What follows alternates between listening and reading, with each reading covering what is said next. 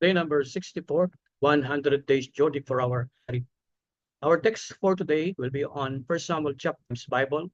Then said David to the Philistine, Thou comest to me with us, but I come to thee in the name of whom thou hast defied Goliath, ay pagpapakita ng isang katangian ng Isus.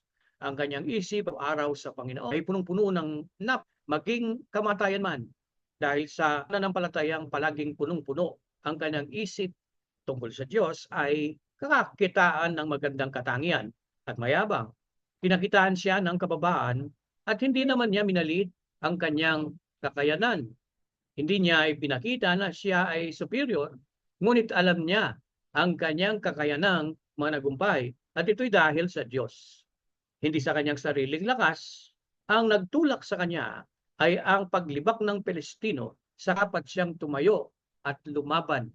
Ang pananampalataya ay palantes dahil sa Panginoon, higanti sa ating mga buhay, ibibigay ng pagmamataas, tatayo ng may integridad pinaglilingkuran dahil bilang iyong mga anak, ang kababaan ay iyong ipinagkaloob. Ngunit kami, Panginoon, ay tatayo sa sinumang lilibak at hukot siya sa aming banal na Diyos na pinaglilingkuran.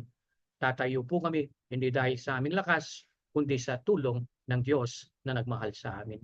Ito po ang aming pasalamat at papuri sa pangalan ni Jesus. Amen.